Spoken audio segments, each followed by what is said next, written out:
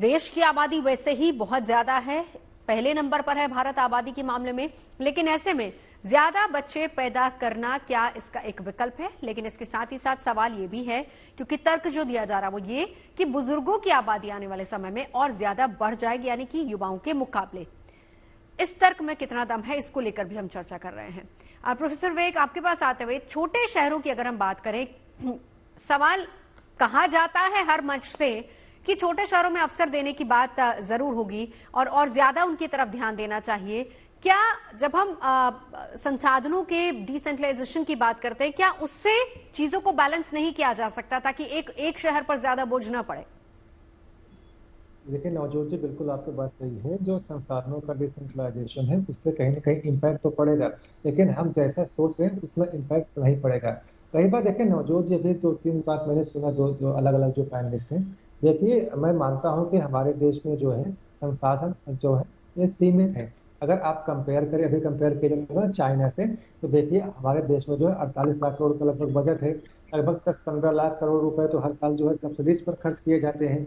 आपके यहाँ पे नौकरी की समस्या है, ट्रैफिक कितना ज्यादा है, शिक्षा की गुणवत्ता के बारे में आपको पता ही है, और जीवन स्तर हमारा कैसा है। तो अभी जो एक दो बात जो कही गई है, एक बात तो कही गई है कि जो इकोनॉमी हमारी है, देखिए मैं बिल्कुल स्पष्ट रूप से देखिए नवजोत जी मानता हूँ कि इकोनॉमी का और आपके जो है पॉपुलेशन का कोई संबंध नहीं है। ज्यादा पॉपुलेशन होने से, जो अभी एक बोल रहे थे, ज्यादा पॉपुलेशन होने से कोई इकोनॉमी पर असर पड़ेगा, ऐसा बिल्कुल नहीं है। आप देखिए यूएसए की पॉपुलेशन नहीं, लेकिन कितनी है, फैसिलिटीज पर तो असर इकोनॉमी पड़ता है का ना।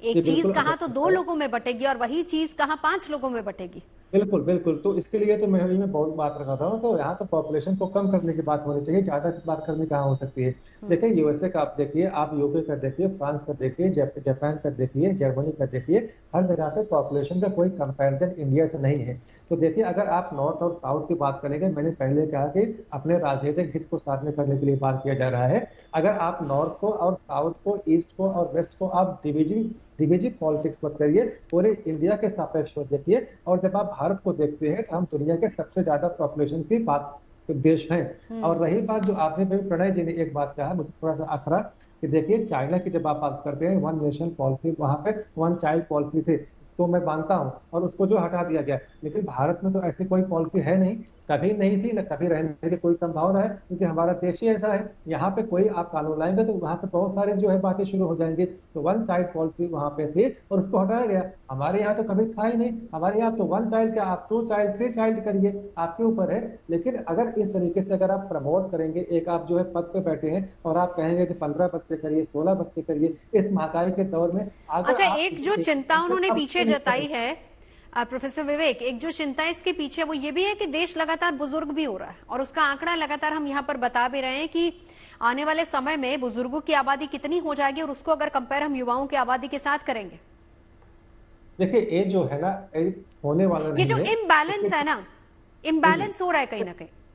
देखिए फर्टिलिटी के अब तो भी आपको बात देखना पड़ेगा। तो हमारा जो फर्टिलिटी है लगभग 2 के आसपास है। तो मान सकता हूँ कि किसी स्टेट में कम है, किसी स्टेट में ज्यादा, किसी पे 1.8 है, किसी पे 2.2 है। दक्षिण तो में अगर 1 से आप भी कम है सर, दक्षिण में 1 से भी कम है।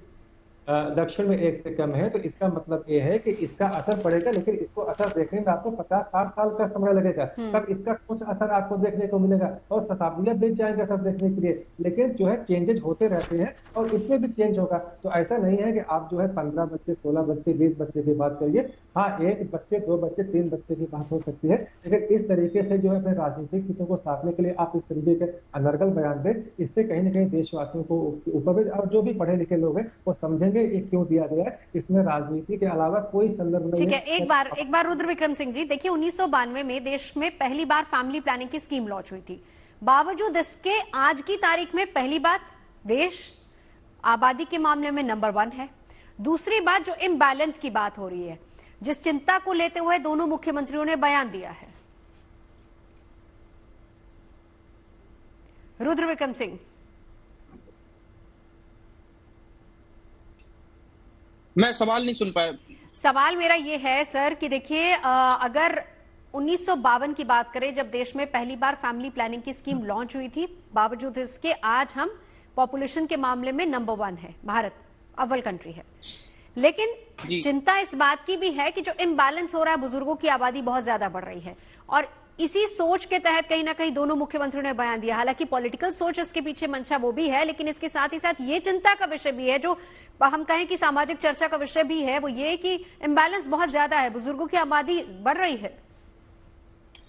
नहीं, देखिए, मुझे नहीं लगता कि ऐसा कुछ कोई इम्बैलेंस है देश में या फिर कहीं भी, चाहे साउथ के राज्यों में हम देख लें, चाहे नॉर्थ के राज्यों में देख लें, ऐसा कोई इम्बैलेंस मुझे नहीं दिखाई देता। कुछ आंकड़े होंगे, कुछ एजेंसियों के कुछ आंकड़े, लेकिन क्या है, देखिए, मैंने एक बात बताई कि, और दूसरी बात मैं अभी भी यही कहता हूं कि कोई भी बिल और कोई भी एक्ट इस देश में, कम से कम भारत जैसे देश में, पॉपुलेशन कंट्रोल नहीं कर सकता। मैं आपको बहुत क्लियरली बता देता हूं कि अगर कल को आप कोई भी बिल ला दीजिए, कोई भी एक्ट ला दीजिए, भारत जैसे देश में ये अगर आप चाहते हैं कि एक्ट लाके अगर आप पॉपुलेशन कंट्रोल कर सकते हैं, तो ये नहीं हो सकता। लोगों को शिक्षित करके, लोगों को जागरूक करके आप पॉपुलेशन कंट्रोल भी कर सकते हैं। जो इम्बैलेंस हो रहा है देश में, वो भी इम्बैलेंस आप मैनेज कर सकते हैं। और दूसरी बात जो आपने मंशा की कही, देखिए, इन जो भी मुख्यमंत्रियों ने ऐसा बयान दिया है, ऐसा नहीं कि अन्य मुख्यमंत्रियों के पास कोई और डेटा है, या अन्य मुख्यमंत्रियों के पास जो अन्य राज्यों में जो जिस इम्बैलेंस की हम लोग बात कर रहे हैं वो इम्बैलेंस नहीं है। लेकिन जिन मुख्यमंत्रियों ने ये बयान दिए हैं, वो बयान किसी और चीज से प्रेरित हो, मुझे लगता है, चाहे राजनीतिक रूप से प्रेरित हो या किसी और रूप से प्रेरित हो, लेकिन ये बिल्कुल मुझे नहीं समझ में आता कि वो प्रदेश के हित की कोई बात कर रहे हैं या देश के हित की कोई बात कर रहे हैं। तो फिर से मैं वही कहूंगा कि इन लोगों को ऐसे बयानों से देने से बचना चाहिए, क्योंकि आप एक प्रदेश का प्रतिनिधित्व कर रहे हैं। आपके बहुत सारे ऐसे फॉलोअर, और साउथ जैसे राज्यों में तो मतलब राजनेताओं के ऐसे फॉलोअर्स हैं जो कि एकदम आंख बंद करके फॉलोअर्स हैं। तो कम से कम आपको ऐसे बयानबाजियों से बचना चाहिए और कोई प्रगतिशील बात करनी चाहिए देश के लिए, देश की जनता के लिए, जिससे कि कम से बिल्कुल अपनी बात पूरी कर लीजिए रुद्र जी। जी, तो मैंने वही कहा कि आप जिनको जो भी बात करनी चाहिए, प्रगतिशील बात करनी चाहिए, इस तरीके की बातों से बचना चाहिए। अगर कोई इम्बैलेंस आपको दिखता भी है तो आप अपनी योजनाओं में उसको लाइए, ना कि लोगों से अर्ज कीजिए इस बात को कि आप 16 बच्चे पैदा करिए, 25 बच्चे पैदा करिए।